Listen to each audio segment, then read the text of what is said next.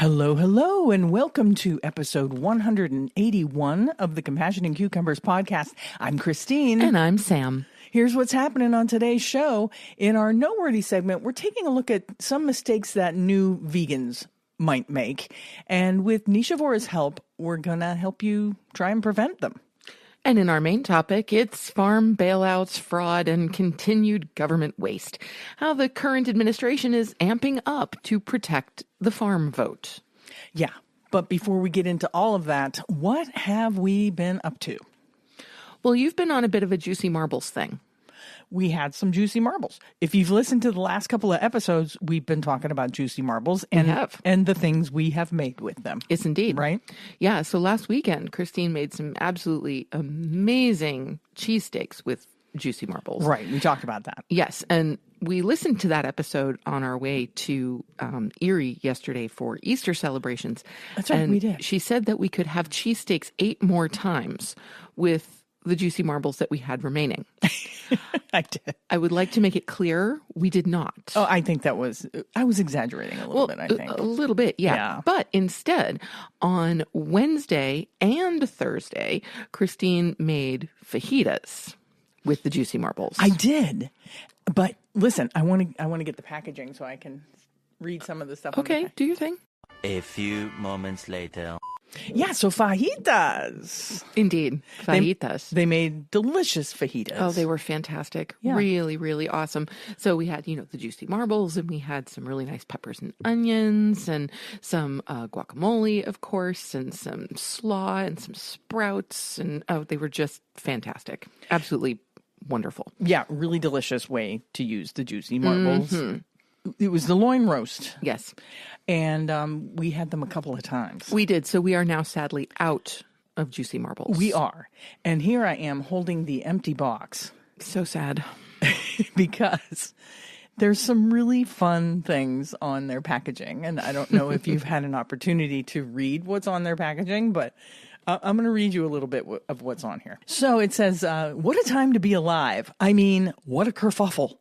A few greedy a-holes decimated our ecosystem, and now we, the people, have to change our habits to be all responsible and stuff. Do you think we wanted to make this edible insanity? Of course not. We'd rather be frolicking in the savannah, hunting wild avocado toasts and watching Die Hard on VHS, just like our ancestors did.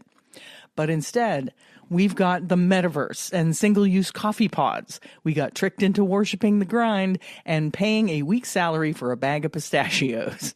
We got tiny pockets on women's jeans and species collapse. We didn't want any of that. We didn't want trickle-down economics or fashion to be this fast. We certainly didn't ask for unlimited access to everyone's thoughts all the time or rent. So you see, we've created an absurd society. That is why we, Juicy Marbles, allowed ourselves to create an absurd piece of plant meat. It's big. It's offensive. It can feed a party of 6. And it might not save the world, but at least it's delicious. Sorry, that's the best we could do. Bon appetit. I thought that was really funny. It is. Yeah. Yeah, it when you first read that to me when you were cooking the juicy marbles, I was like, you know what? This makes me like this company even more. Yeah. Yeah.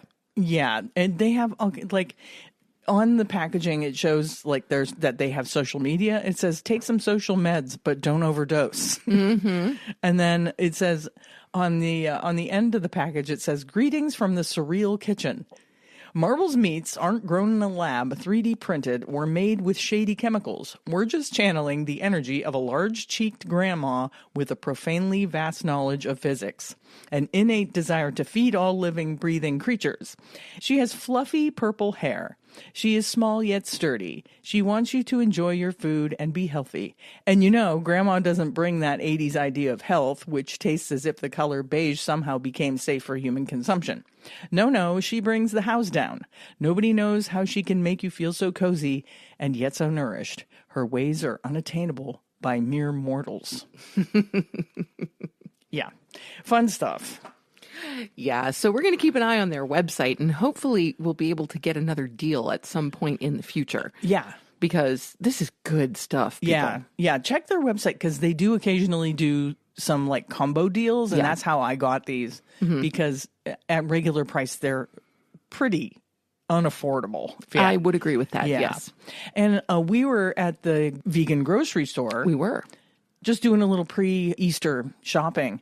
And I asked Judy, who's the owner of the vegan grocery store, if they ever got juicy marbles in, or if they had ever tried them. Yeah. If one, I asked her if she tried them. And two, I said, is there any chance that you guys will ever carry it? And she said she reached out to them and they're not doing wholesale or retail yet. Oh, so okay. They're a very small company. Yep. So if you want them, you have to reach out to their website to get them. Yes. So yeah, I kind of skipped ahead. We went to the vegan grocery store, got some fun stuff. It's always a good time. It really is. And there wasn't anything that we specifically needed this time with the exception of a Gardein roast. Yeah, we wanted to get a Gardein roast for Easter dinner. Exactly.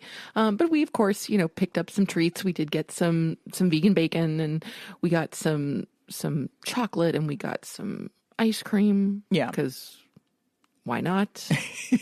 Yeah, I mean, they have things that we can't get at our regular grocery store. Right. So we always get a couple of things just for fun. Exactly. Yeah. Yeah. Just a few little treats. And then, of course, we headed to Trader Joe's. Yeah. Yep, because whenever we go to the vegan grocery store, we also go to Trader Joe's. And we, of course, got some produce, and I stocked up on nuts for trail mix. Yeah. I have not yet made the trail mix because Trader Joe's has an awesome selection of raw nuts, but their dried fruit selection leaves pretty much everything to be desired. Really? Yeah. Not good, huh? No. Well, I mean, everything was freeze-dried. Yeah. Not just dried. Oh, I don't want okay. the freeze-dried. I don't want the crunchy. I want the chewy. Oh, yeah. Yeah. Yeah, the freeze-dried is the hard. It's the hard, crispy, crunchy it turns stuff. it almost candy-like. Exactly. And Yeah. that's not what I was looking for. Yeah, So. ever since COVID, none of our grocery stores, and I think it's probably this way everywhere, they like shut down their bulk food sections because it wasn't, for sanitary reasons. Sure. So when COVID ended, hasn't really ended, but when, all the restrictions and stuff were lifted, I think that most grocery stores just decided it was cheaper for them not to have the bulk section and have people stocking it constantly. Right. And have to have the scale out and all that other stuff. Because none of our grocery stores, you can still buy some of the products that they used to carry, but they're now prepackaged. Yeah, that's what Wegmans does. Is now prepackages those things. Yeah. Fortunately, the Whole Foods Co-op in Erie still has their bulk section. And I'm sure some of the co-ops near Buffalo also still have a bulk section. Yeah, because the bulk section at the co-op in Erie is fantastic. They have a wonderful bulk section, and then every couple months they do this like Bulkamania where they do like 30% off of everything in their bulk section. Amazing.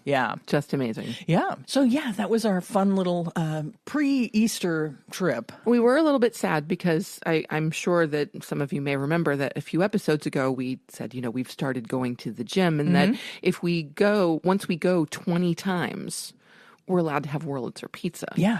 Now, of course, Wurlitzer is right up in that neighborhood with the vegan grocery store and right up Trader Joe's. Up the street from it. Yeah. And so we're kind of looking at each other like, we can't do it yet.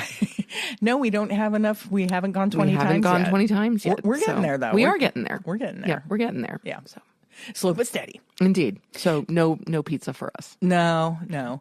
So I hope if you celebrated Easter, you had a lovely Easter Sunday. We spent it with my sister and my family, and we had dinner, and we brought the Gardein roast that we were talking about buying.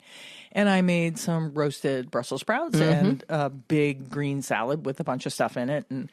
And my sister made these lovely roasted potatoes with pesto and vegan Parmesan. They were great. They were really good. Yeah, absolutely Really fantastic. Good. Yeah, so we had a good time. And then Savannah made a beautiful carrot cake. Oh, yeah, delicious vegan carrot cake. I love a good spicy carrot cake. Me too. Those warming spices. Absolutely. Yep, can't go wrong. So good. Yeah, with like a frosting on it. It was so good. Yeah, it was great. So that was what we've been up to. Yeah, it's pretty much it. Yeah, we don't have a recipe this week because of all that Easter shenanigans and all that jazz. Yeah. So let's just jump into our Noteworthy segment. In our Noteworthy segment this week, like I said, we're going to be talking about some mistakes that new vegans can make. And if you're not a new vegan and you know new vegans, please, by all means, share this episode with them. Share all of our episodes with them, because we want to help new vegans. We want to help people that are vegan curious, right? Yeah. So, yeah, we're not just here for people who, long-term vegans. We love that you're all here, but we would also like to help the newly vegan and the vegan curious. So let's talk about it. So this article is coming from plantbasednews.org, and it's some tips from your friend and ours, Nisha Vora, author of Big Vegan Flavor. Yeah, we talked about that last week. We sure did a recipe from that cookbook last week. And so here's just some advice that Nisha has. Transitioning to a plant-based or vegan lifestyle can feel like stepping into a new world, one filled with unfamiliar ingredients, unexpected challenges, and more chickpeas than anyone ever imagined. Nisha Vora, a Harvard Law grad and former corporate lawyer who founded Rainbow Plant Life, has been there and knows how to avoid 12 common mistakes people often make when transitioning to veganism. Drawing on her personal experience and extensive work creating accessible plant-based recipes, Vora recently shared a video with strategies for making veganism not just sustainable, but enjoyable. Her advice is rooted in practicality and compassion, not just for animals, but for yourself as well, with an emphasis on building habits that support long-term success. Yeah, because that's what, we want you to, people who are vegan curious, to try going vegan and to find their why and make it a lifestyle change. Yes. Right? Oh, 100%. Right. So the first mistake is thinking about what you can't have. Yeah. The first mistake many people make is approaching veganism with a restrictive mindset. If you're doing veganism right, you're learning how to make cooking fun, Vora says. She emphasizes that the transition doesn't have to feel like a loss. Instead of focusing on what's off the table, Vora suggests exploring what's newly available, from cashew-based mac and cheese to creamy lentil stews. Reframing veganism as an expansion, not a limitation, is key to enjoying it. Yeah, that's a good one. It's huge. Try and think of it as all the things you can have. Well, that's right. Right? Yeah. And the few things that you're eliminating. You may hear in the background some noise. We're in the middle of pretty heavy rainstorm, so yes, don't be alarmed. Right. So we've said before that prior to going vegan, we ourselves had gotten into kind of a rut where it came to food. Dinner was frequently a protein, a grain or a starch, and a vegetable. Right. With maybe some salad on the side. Right. Kind of like meat and potatoes, right? It really was. Yeah. But once we went vegan, we just started cooking all kinds of things. It's not just about salads. Right. It's not just about stir fry. Right. We kind of went all over the place exploring new ways to get all of the nutrition that we need and how to include as many things as possible in our diet. So yeah, and I think it made cooking a lot more fun for me. It was inspiring for me. Yeah. The second mistake that new vegans can make is only eating the stereotypical vegan foods.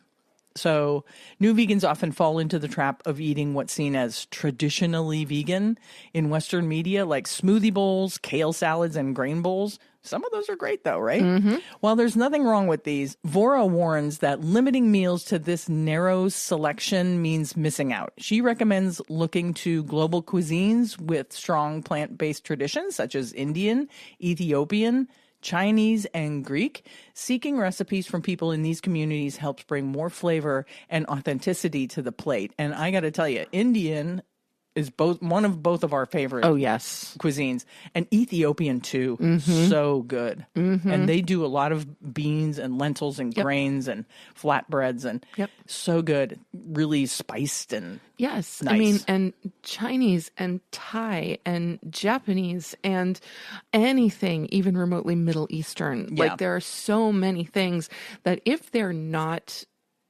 vegan to begin with, they are easily veganized. Yeah.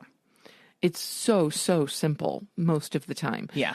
To get from a lot of those dishes, which often start out as being vegetarian, to vegan. So simple. Yeah, but I know I have seen people on like vegan Facebook groups that are new vegans, and they're like, what do I even eat? Yeah.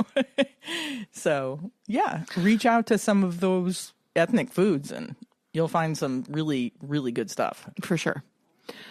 Mistake number 3 is not eating enough. Hunger is a common concern. Many new vegans find themselves constantly snacking or feeling fatigued. When this happens, it's likely that you're just not eating enough calories or protein or fat or some combination thereof, Vora explains. Plant-based foods are generally less calorie dense, which means larger volumes are often necessary. Vora recommends including healthy fats like avocado, nuts, tahini, or olive oil in meals to stay full longer. Snacks should also be substantial. Think fruit with nut butter or a homemade trail mix. It is true when you're eating plant-based that those foods aren't as calorie dense and you do need to eat more of them. Yes. You can't just make yourself a small salad for supper if you don't include like a grain and That's right. a fat like avocado And a protein. and things to fill you up. You're going to be hungry in like an hour, Absolutely. if you don't do that. Yeah, like I find when I take things to work, if I have just a salad and I have some fresh fruit, like maybe a banana or a couple of clementines, I'm going to get hungry pretty quickly. Right. Especially because I usually don't eat until about midday. Yeah. And so I've already done a pretty substantial amount of physical work before I get to mealtime. Right. And so that's just not enough to fill me up, which is why at Trader Joe's I was stocking up on nuts and dried fruit so I can make homemade trail mix. Yeah. Or I make sure that there's avocado on the salad, or I make sure there's, instead of just a salad, maybe there's a tofurkey sandwich in there as well. But things that have just a little bit more substance to them to make sure that you're getting everything that you need and that you are getting that feeling of satiety. Yeah. Yeah. Yeah, you can also add like beans to a salad. Absolutely. And that kind of, it pumps up the protein and you'll feel fuller. All hail the chickpea. Yeah. Not planning ahead can be a mistake that new vegans make. Planning is essential when you're shifting to any new lifestyle, right? Like we're going to the gym again and we have to plan for that. Vora says that people are more likely to succeed when they plan out what meals to cook, what snacks they can have, and when they should shop. Making a grocery list makes a huge difference.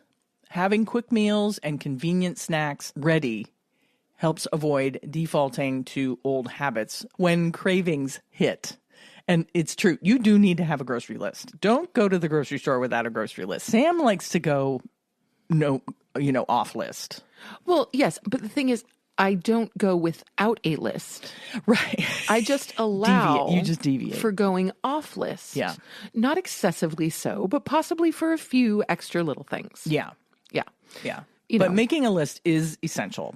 A little bit of planning goes a long way. It does. Yeah. It really does.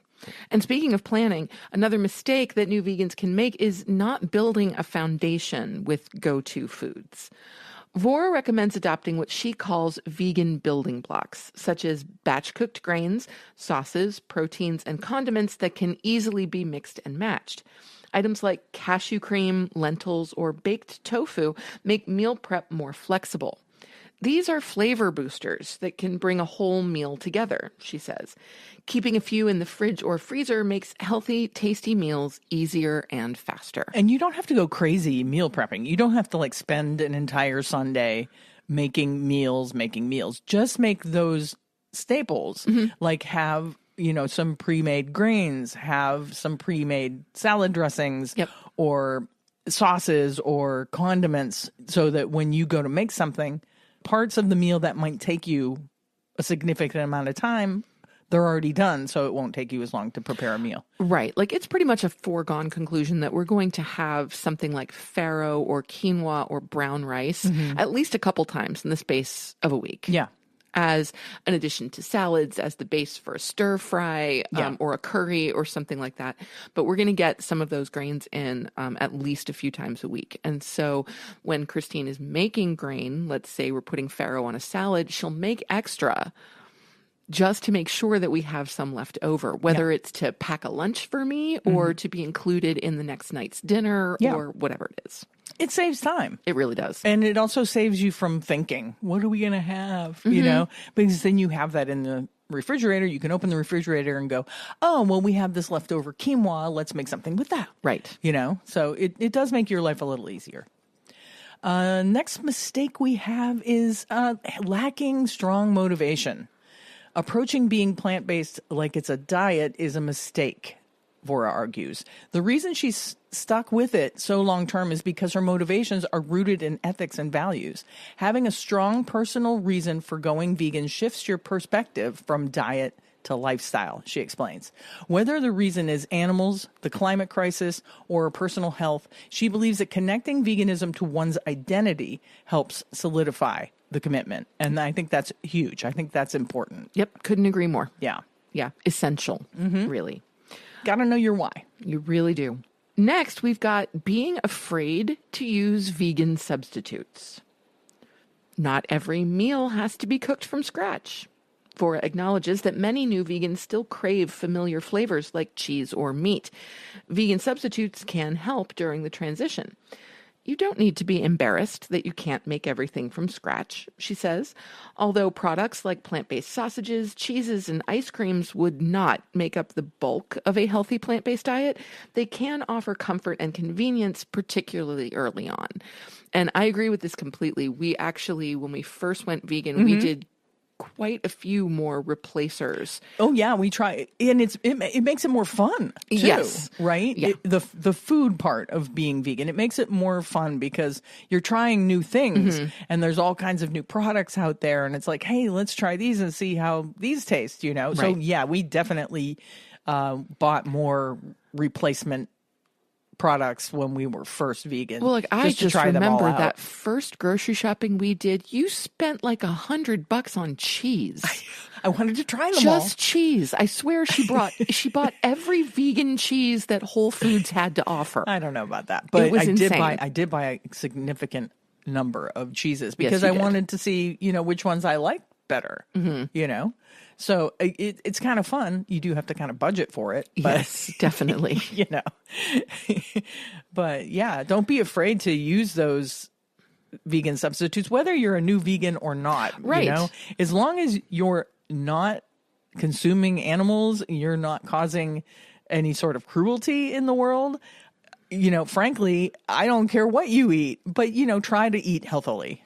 Well, I mean, as much as possible, Yeah. you know, so like we were just talking about Juicy Marbles. Juicy Marbles is a remarkably clean product.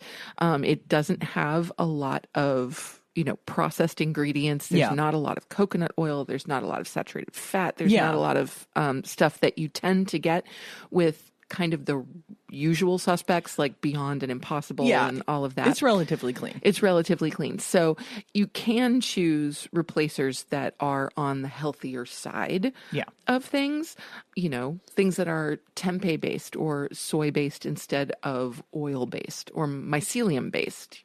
You know, there are many, many options. Just got to look for them. Yeah. And you know what? Still, every now and again, a little bit of Impossible hot Italian sausage. Yeah, it's a treat. Is a treat. It is. It's a treat. Or occasionally I'll buy some Impossible and we'll do burgers. Ground and make burgers. And they're just like, oh my God. Exactly. Because we barely ever have them. Right. Like so maybe, they taste so good. Yeah, like something like that, like once every 6 months or so is just amazing. It's so good. It's so good. So yeah, don't be afraid to buy those products if you can afford them, and don't feel bad about buying those products if you're new to veganism and you don't know what to cook. The number 8 mistake on this list is not preparing vegetables well.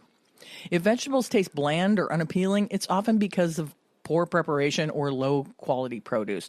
One thing you can do that's going to guarantee that all of your plant-based meals taste better is to shop at a local farmer's market if you can, Vora suggests. She also encourages experimenting with preparation methods like roasting, grilling, or sautéing with spices. So, yeah, don't just steam your vegetables. No. They're going to be bland. Yeah. You know. Well, I mean, and again, it depends on the vegetable. Like, for example, farm share time is almost upon us. Yeah, we're lucky enough to have a organic farm share near us. Yeah. Yes. And their greens are the most incredible things.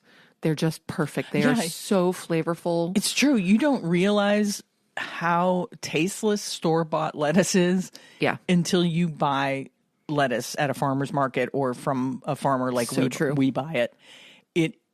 It actually has a flavor, you know? Yeah. It's like, oh, this is what lettuce used to taste like. Exactly. Yep. For sure. And I'm a firm believer in raw vegetables. I love the flavor of raw vegetables. Yeah. And so, you know, we do a lot of raw veg in this house, but we also roast frequently. We saute frequently, and summertime's coming. So, you know, I'm thinking some grilled asparagus, some grilled zucchini, grilled eggplant. Ooh, yeah. Outside on the grill, it's so good. A little tofu. You can make I make these like skewers. You get super firm tofu and a bunch of veg. And then sometimes I marinate them. Sometimes I just brush them I make like a barbecue sauce. It's so good. So good. Yeah. Yep. Amazing. So summery. Next, we have, and I believe that this is a mistake, not just in veganism, but in life in general. In life in general. Yes, definitely. And that is aiming for perfection. Trying to be a perfect vegan sets people up for failure, according to Vora. Mistakes happen. Labels are confusing, restaurants slip up, and not all vegan products are 100% ethical. Unless you're living off the land and growing everything you eat and consume, it's impossible to be a perfect vegan, she says. Instead of aiming for flawlessness, Vora recommends practicing compassion towards oneself. Accidents don't negate progress, and guilt shouldn't derail someone's journey. No, it's going to happen. It will happen less and less as you continue your vegan journey, but especially in the beginning, it's going to happen. You're going to buy something and not realize that it's got milk powder or maybe egg whites or something in it, and maybe you have eaten it and then you check the package. You know, don't like slap your forehead and go, God, I'm so dumb. Just chalk it up to it's a learning experience. You know, sometimes you really have to read the labels. Closely. I mean, we can just hearken back to my impossible breakfast sandwich debacle of about a month ago? Yeah, that was just a month ago. Yeah. And we've been doing this for a while now. So. Exactly. And so I just did not read the label clearly enough. Yeah. And I went, ooh, it's a weekend brekkie sandwiches. Right. Yes, let's do this. And didn't realize it until I was halfway home. Yeah, if you're out to eat with friends and you didn't realize you ordered a salad and you didn't realize until you were halfway through it that they sprinkled some Parmesan cheese on it or something, don't freak out. That's right. It's going to happen. Yeah. We're not perfect. Yep. We just have to do what is reasonably possible. I remember there was one time, not long after we had gone vegan, a friend of mine was visiting from out of town, and we took her to our local Japanese steakhouse, and we did hibachi. Right. This was pre-pandemic. I remember. And we did hibachi. And we were both getting tofu and vegetables and rice. So we figured, hey, we're good. And then all of a sudden, the hibachi chef comes out and smacks a massive load of butter. Yeah. on the grill. And I was grill. Like, yep, missed that. Dang Completely forgot. Didn't even think of that. That they do a lot of that cooking in butter. Yeah. And so we kind of looked at each other and went, well, what are we going to do? He's cooked the food. We ate it. Of course we did. Yeah, we ate it. That was the only option. My stomach was a little upset later, but you know, like, we're not perfect. Nope, we're not. We did our best. We did. The number 10 mistake that new vegans can sometimes make is that they don't find enough support. Going vegan without support can make the transition much harder. Vora encourages us to talk openly with family and friends and explain the reasons behind your choice to become vegan. This can help prevent misunderstandings and foster empathy. If close circles aren't supportive, online communities or local vegan groups can offer solidarity and advice. We're lucky enough that our families support our veganism. And we're also lucky enough that we have some vegan community not too far away from us, you know? Yeah, absolutely. Yeah, but if you don't have any community near you or your family isn't supportive, there are massive amounts of online groups that you can join. For sure. Yeah. Yep. Number 11 is also a big one. Okay, so as you're making that switch to veganism, you do not want to ignore basic nutrition. Vora points out that a well-planned plant-based diet is often regarded as the healthiest diet you can adopt, but newbies will need to ensure they're eating the right foods and supplementing where necessary. Even a mostly whole foods vegan diet requires some nutritional planning. Vora points out that it's important to supplement nutrients like vitamin B12. Learning about plant-based sources of protein, iron, and calcium is also important. She advises scheduling a blood test when starting out and a few months later to ensure that everything is on track. Yeah, that's great advice. And I would also add into that, find yourself a good vegan one a day. I take the Vega one a day vitamins, and they're a very small pill, which, because I don't like the big honkin' vitamins. And they have just about everything that you need. You know, and as long as you're getting the majority of your nutrients through your food. Yeah, and I also take a Vega vitamin, but it's kind of a bumped up version of what Christine does. Yeah, because it also includes some superfoods and it includes some spices and herbs, things like turmeric and some things for inflammation. And all of that kind of stuff. So, and it's a larger capsule, but still completely manageable. Yeah, and the cool thing about the Vega vitamins is they're super affordable. Yes, they are. Right? They are. Yeah, I just recently actually changed my vitamin brand to Vega. Yeah. Because I realized that I would be getting a 2-month supply from Vega for a quarter of what a month's supply was with the vitamin I had been taking. Yeah. And so I was like, okay, that's just crazy. And the comparison of the ingredients was close to identical. Yeah. So, yeah. Yeah. Very, very reasonable. I've actually read a number of vegan nutritionists recommend the Vega, and that's why I started taking them. So, oh, nice. Yeah. So they're good. And the last mistake that new vegans can possibly make that's on this list is not having fun with your food. Finally, Vora warns against falling into a food rut. Don't fall into a rut making the same thing over and over again, she says. She encourages new vegans to treat cooking as a creative activity by experimenting with spices, trying new recipes, and exploring different cuisines. The more variety and excitement someone brings to their meals, the more likely they are to stick with it. So there is a video that goes along with this. If you want to check it out, go to Rainbow Plant Life on YouTube and just search in there. Well, we'll link to it in the show notes. Yeah, I guess you don't have to search because I'm going to link to it in the show notes. See, Christine will do the searching for you. Yeah, we'll do it so you don't have to. But yeah, definitely make your food fun. And I think most vegans would agree with us when we say that our food and cooking has never been more fun and creative. Oh, I completely agree. Right? Yes.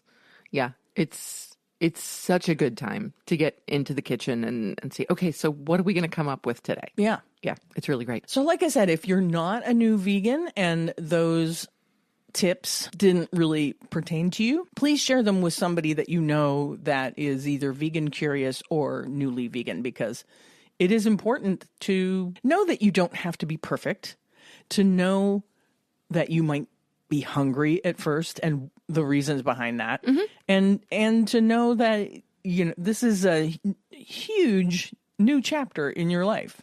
Yeah. And you should embrace it and have fun with it, right? Absolutely. Yeah. Because it's a great chapter. It is. It's been my favorite chapter. We're having a great time with it. We really are. And it's good to go to bed at night knowing that no creature has suffered in order for you to sustain yourself. That's right. It's a pretty great feeling. Yeah. It's time for our main topic.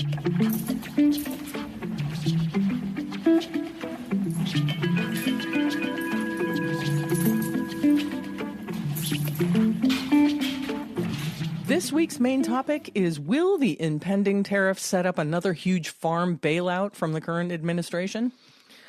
Yeah. Oy. So this is coming from theguardian.com. It's a shock to the system. Farmers hit by Trump's tariffs and cuts say they need another bailout.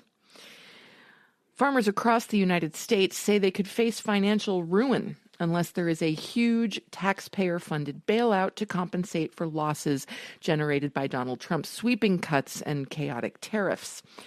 Small and medium-sized farms were already struggling amid worsening climate shocks and volatile commodities markets, on top of being squeezed by large corporations that dominate the supply chain.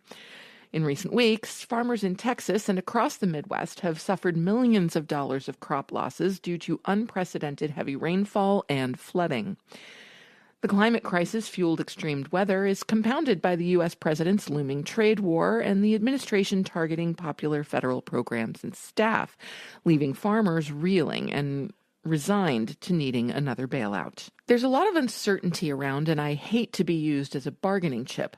I am definitely worried, said Travis Johnson, who lost more than 1,000 acres of cotton, sorghum, and corn after a year's rain fell within 48 hours in the Rio Grande Valley in southern Texas last month, turning parched fields into lakes. RGV farmers sell sorghum, wheat, corn, and vegetables to Mexico, among other crops, while buying fertilizer and equipment and relying on Mexican farmhands for cheap labor. Mexico is the U.S.'s largest trading partner, while China is the main buyer of American sorghum and cotton. All U.S. products destined for China face a 125% tax thanks to Trump's tariff war and could cut farmers off from core markets. I can see how some tariffs might help us compete with Mexico, but are we really getting targeted by every other country, or are we on the wrong side of this? We've already had 2 years of absolute disaster with falling prices and weather patterns. No farmer wants this, but without a bailout, this could be devastating, and a lot more people could go under, Johnson said. Rural counties rallied behind Trump in 2024, giving him a majority in all but 11 of the 444 farming-dependent counties last year, averaging 78% support, according to analysis by Investigate Midwest. Trump's vote share rose among farming communities despite his last trade war, which required a $23 billion taxpayer bailout for farmers in 2018-19. Yet anxiety is mounting among the agricultural base. First came widespread cuts to oversubscribed and chronically underfunded federal climate and conservation schemes designed to reduce costs and greenhouse gases and improve yields and environmental health. Trump is also shuttering local food programs, which provide farmers with stable domestic markets like public school districts and food banks, helping make farms more resilient to global economic shocks. The U.S. aid, which purchased about $2 billion every year in agricultural products, particularly wheat, sorghum, and lentils, for humanitarian aid programs, has been dismantled. The loss in federal programs alone would have been tough to cope with, but then came the trade chaos.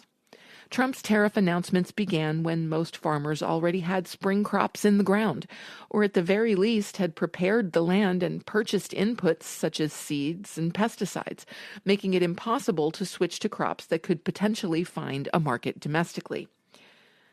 Consensus is growing among experts that the turmoil represents an opportunity for rival agriculture economies and disaster for U.S. farmers.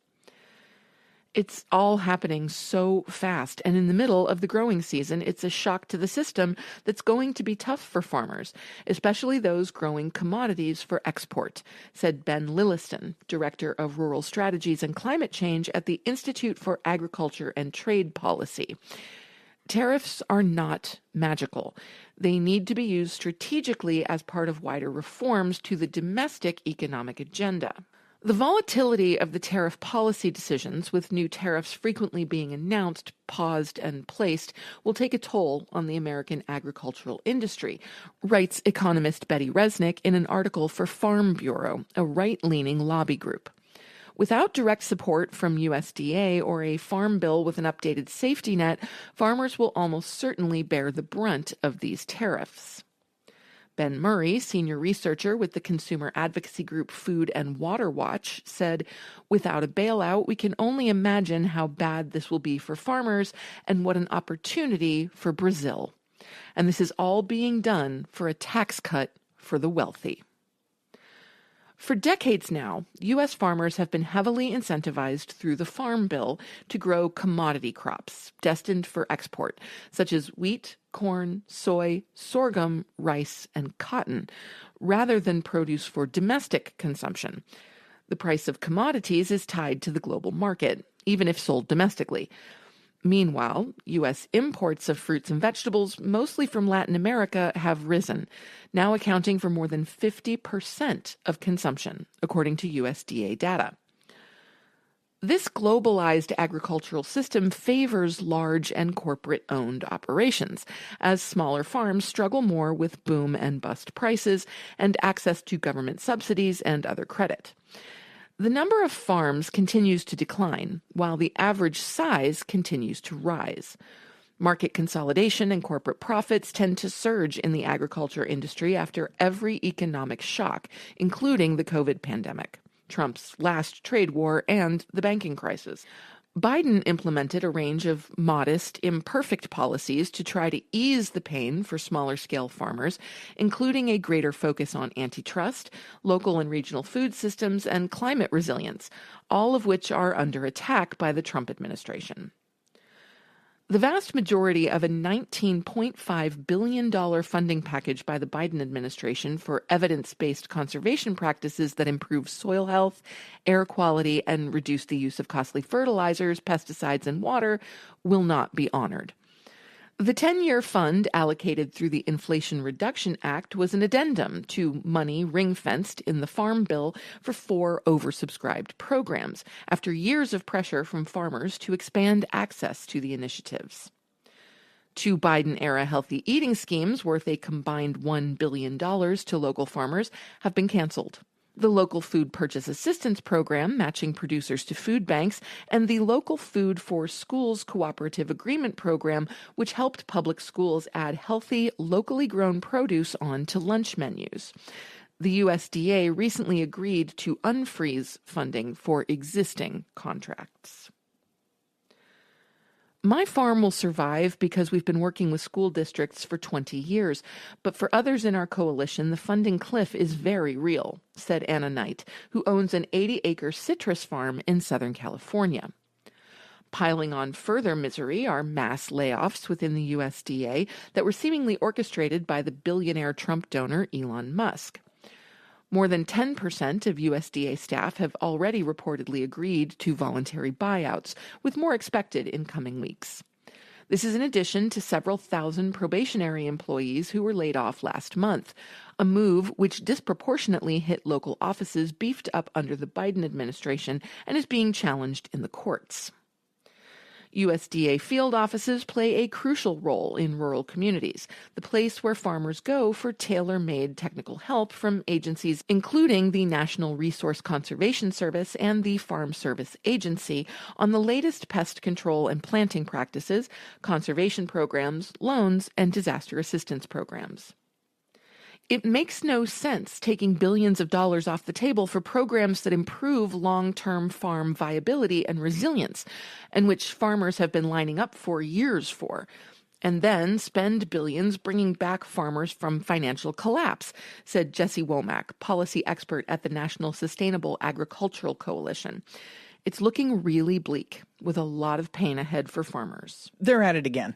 And all of those programs stopped that were for your local and small farmers. Yes. So if this bailout happens, and I guarantee you it will, it's going to go to those huge farm conglomerates, right? Absolutely. Those 10 companies that we talked about last week that control more than 50% of the global food supply. Exactly. So I did a little digging. I wanted to know exactly what happened last term because I know that tons of money were funneled into those mega farms. Yes. During Trump's last term. So let's look what happened in his first term. During his first term, which was 2017 to 2021, President Donald Trump's administration allocated over $46 billion in bailout funds to U.S. farmers through a combination of trade-related and pandemic-related aid programs. So trade war aid, which was 2018 to 2019, was $28 billion. In response to retaliatory tariffs from China and other countries during the U.S.-China trade war, the Trump administration implemented the Market Facilitation Program, distributing approximately $28 billion to farmers. So in 2018, an initial $12 billion aid package included $4.7 billion in direct payments to producers of commodities like soybean, corn, and dairy, along with $1.2 billion allocated for purchasing surplus food to support food banks. Now that is not going to happen. No. This term. Definitely not. In 2019, a subsequent $16 billion package provided $14.5 billion in direct payments, with the remaining funds used for commodity purchases and market development initiatives. And this, of course, is before the COVID-19 relief. That's all before COVID hit. Yes. Yeah. So in 2020, amid the economic challenges posed by the COVID-19 pandemic, the administration introduced the Coronavirus Food Assistance Program, allocating $19 billion to support farmers and ranchers. Up to $16 billion of this was designated for direct payments to producers affected by market disruptions. An additional $3 billion was used to purchase agricultural products for distribution through food assistance programs. So this was the purchase of commodity crops. Right. So the total farmer aid in Trump's first term was $46 billion. Combining the trade-related and pandemic-related aid, total federal assistance to farmers during Trump's first term exceeded $46 billion. This level of support was more than double the cost of the 2009 auto industry bailout. And we know how much everybody loved the 2009 auto industry bailout. Yeah. While these programs provided substantial financial relief, they also faced criticism regarding the equitable distribution of funds, with concerns that larger agribusinesses benefited disproportionately compared to smaller family farms. And we know this to be true. Yeah. We did an episode on this. We did. Quite a while ago. We'll have to figure out which one that was. There is also evidence that some farmers received bailout funds fraudulently during President Trump's first term. Investigations revealed that certain individuals convicted of fraud still obtained payments from the Market Facilitation Program, which was designed to assist farmers affected by trade disputes. For instance, a Kansas farmer convicted of crop insurance fraud in 2019 received $250,000 in MFP payments in 2018 and 2019. Similarly, an Iowa farmer convicted of making false statements related to crop insurance in 2018 received $13,000 from the MFP. The USDA stated that it was not permitted to pursue administrative sanctions until sentencing was complete, highlighting a gap in the system that allowed individuals with pending fraud convictions to continue receiving aid. Yeah, so the money kept coming. Even though they were charged with fraud. Additionally, a report from the Government Accountability Office found that some top recipients of MFP funds qualified through active personal management, a term criticized for its vagueness. This allowed individuals with minimal involvement in farming operations, such as participating in occasional conference calls, to receive substantial payments. In 2019, 8 of the top 25 farms receiving the largest payments, totaling $37 million, qualified under this criterion, with none of them performing actual farm labor. They're not even really farmers. Nope. Yeah. So these findings suggest that MFP design and oversight mechanism had vulnerabilities for sure that permitted both fraudulent activities and the allocation of funds to individuals with limited or no direct involvement in farming.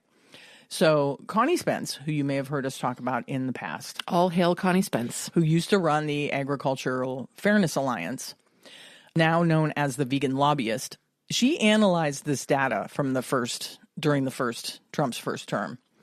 from the first round of bailouts and found several instances of fraud. Monies were distributed to multiple members of the same farming families. And bear in mind, these are not small or even medium-sized farms. These are huge. These are CAFOs. Yes. Right? Yeah. The majority of the bailout funds went to huge factory farming operations. In a recent video on her social media, Connie expressed her concerns that this was happening again and that most vegans were unaware of her work regarding the first Trump administration. If you want to hear more about that work, we suggest that you listen to her interview in the September 22nd, 2021 episode of The Bearded Vegans. It's a fantastic interview, and she explains this flawlessly. Indeed. Much better than either one of us could. Absolutely. And, once you've listened to that episode, just go hit the entire Bearded Vegans back catalog. Because let me tell you, they're amazing. There's some good stuff in there. I miss the Bearded Vegans so much. Yeah. Paul, Andy, we love you. We do. So, yeah, it's happening again. And Connie is right to be fearful that it's happening again. The Trump administration is currently preparing to provide new financial assistance to U.S. farmers affected by the recent tariffs. In January 2025, Brooke Rollins, President Trump's nominee for Secretary of Agriculture, indicated during her Senate confirmation hearing that she would consider implementing direct payments to farmers to offset losses from the proposed tariffs. Mirroring approaches taken during Trump's first term, Rollins stated, "We are prepared to execute something similar if approved, if confirmed," referring to the previous aid programs designed to mitigate the impact of trade disputes on the agricultural sector. The administration has already initiated steps to support farmers amid the economic challenges posed by the new tariffs. In March 2025, the Department of Agriculture announced the distribution of $10 billion in emergency income subsidies to farmers, funded by a spending bill approved by Congress in December. This aid aims to alleviate the financial strain on farmers resulting from retaliatory tariffs imposed by countries like China, Canada, and Mexico on U.S. agricultural exports. These developments occur in the context of escalating trade tensions, with the Trump administration imposing significant tariffs on imports from key trading partners. For example, California has filed a lawsuit challenging the legality of these tariffs, arguing they exceed presidential authority and cause economic harm to the state. The legal action underscores the broader economic implications of the tariff policies, particularly for states with substantial agricultural sectors. While the administration frames these aid packages as necessary support for farmers facing unfair trade practices, critics argue that such bailouts may not address the underlying issues and could lead to increased government spending without resolving trade disputes. The situation continues to evolve, with ongoing debates about the effectiveness and fairness of the proposed financial assistance to the agricultural community. So once again, what it is a means to funnel money to very wealthy landowners that have probably put a lot of money into Trump's pocket. Yep. The trade war is creating so much wealth for people. Not for regular people. No. But don't fool yourself ever into believing that it has anything to do with how he feels about a particular country. It is about market manipulation and funneling money into the pockets of people that who are already obscenely wealthy. That have helped him along the way. Yes. It's all like these backdoor deals. Mm-hmm. All of it. It's smoke and mirrors. Yes. So while the average person, and I think I would consider myself one of those. Yeah. While the average person during all of this market manipulation gets to see their 401k or their IRA just tank, the already absurdly wealthy are just getting richer. And they're bragging about it. Yes, they are. Oh my gosh. And in the Oval Office. In the Oval Office, there is a clip of him saying, this guy made, so many $1 million. Mm-hmm. This guy made so many $1 million. I think it's great. They're blatant about it. Yes. And it's illegal. Yes. It's insider trading. Yes. And it's illegal, but nothing is happening. So your local farmer is going to suffer. Yes. But they're not going to get any of this money. They didn't get it the last time, and they won't get it this time. Small farmers, minority farmers will not see a dime of this bailout money, I guarantee you. Yeah. So as much as you can this growing season and this harvest season, get out and support your local farmers markets. Yeah. Support your local farm shares. Do all of the things, like deal with your local farmers directly. Yeah. Try and get as much of your produce and whatever you can from a local farmer. Yes. For sure.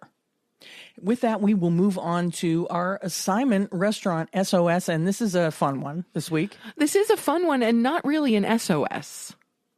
No, not a true SOS. It is not a true SOS.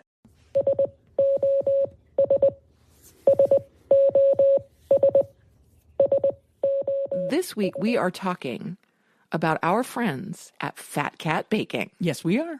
Located in Syracuse, New York, Fat Cat, a woman-owned bakery, has been providing 100% vegan baked goods to the area since 2020. While they don't have an eat-in bakery, you can order from their website, and you can also find them out at many events around the Syracuse area. And here's where you can find them in the not-too-distant future. Yes.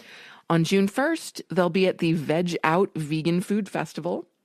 This is a food festival full of vegan food for sale from Capital Region area restaurants and vendors, live music, drinks, and fun. It is free, it is outdoors, it is open to the public, and it is family friendly. On June 21st, they will be at the Central New York Pride event in Syracuse at the Inner Harbor. Yeah. You want to take a look at their website and see some of the cool things that you can order? I do. Oh, you know I do. Because, come on. So on their website, they have pastry and all things cake. I'm going for pastry because that's my thing. Okay. So scones. They make a mean scone. Yes. So they have an ever-growing list of scone flavors, but their most popular is lemon basil. Mm-hmm. And I can attest to the beauty of those lemon basil scones. They're delicious. They are gorgeous. Mm-hmm. Yes. Ooh, listen to the rain. Okay, that's enough listening to the rain. We have to move on. I'm sorry about the noise in the background. We can't control the weather as hard as I try. But we've got scones, we've got cupcakes, we've got cookies, donuts, muffins, pretzels, whoopie pies, bread, including challah, babkas, brioche, and pan dulce, Pop-Tarts, and cake. And if you go into the all things cake menu, you have this gorgeous list of cake flavors and frosting flavors and specialty flavor combos. Yeah. Like what sizes you can get. Yeah. Their cakes are really reasonably priced, and they're beautiful. If you look on their social media, they are. They often post pictures of the cakes, the custom cakes that they make for people, and they're gorgeous. Yes, they are. Yeah. And not only that, but Megan, the force behind Fat Cat Baking, is also just such a cool human. Yes, she is. Megan and her partner, Alex, they're the greatest people. And if you're in the Syracuse area, please support them. If you see them out and about at a farmer's market or at an event, please buy their merchandise because you won't regret it. It is so delicious. And her macarons. Oh my God. Her macarons are perfection. I don't know. It's like some sort of sorcery, right? Yes. Because we had the hot chocolate macarons. Yeah. Last time we had them. Absolutely insane. Yeah, they're delicious and light, and I don't even know how she does it. It's, like I said, some kind of vegan baking sorcery going on there. Yes. Yeah. So if you have recently gotten some tasty treats from Fat Cat Baking and you would like to send us a photo of those tasty treats, let us know what they are. You will be entered to win a gift card to Fat Cat Baking. You will. Yes, indeed. And now it's time for our favorite portion of the show. Must be listener shout-out time. It's listener shout-out. Just want to give a shout-out to all my fans watching. I love you guys. I love you. This week's shout-out goes to Sunfellow941. I like the name. I'm thinking that's probably not their God-given name. No, I'm thinking not. But, Sunfellow, it's cheery. Yeah. I like it. Sunfellow 941 is a new subscriber to our YouTube channel where you can find all of our episodes. So we want to thank Sunfellow for subscribing and for joining the Pod Squad. Yes, definitely. Thank you for subscribing. Thank you for listening. And please send us an email with your full name and address at compassionandcucumbers@gmail.com so we can send you a Compassion and Cucumbers swag bag. We'll send you t-shirts, we'll send you stickers, we'll send you buttons, and you just never know what other fun things I'm going to stick in there. It's true. Yeah. And for the rest of you out there, if you want a listener shout out, please text, email, or DM us. Let us know what you think of the show and tell us a little bit about yourself. You can also always nominate someone else for a shout out. It's time to wrap this baby up. But before we go, we always want to remind you to subscribe to the show on your favorite podcast app, subscribe to our YouTube, leave us a rating and a review on your podcast app if it allows, so we can reach more people like you. And if you want to get news about the show, you can subscribe to our weekly newsletter at our website, which is compassionandcucumbers.com. And with that, it's time to sign off.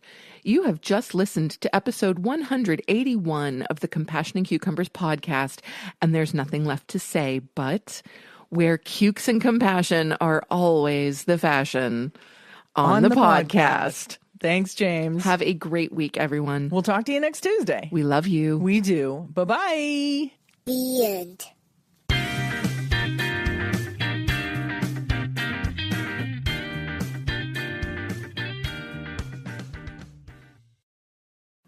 If you'd like to support the Compassion and Cucumbers podcast, well, you can do that by hopping on over to our Patreon page and becoming a patron. We have all the recipes from our vegan kitchen series up there, and we'll be adding some patron-only episodes in the near future. So thank you for supporting us at whatever level that you choose, and thank you again for listening to Compassion and Cucumbers podcast.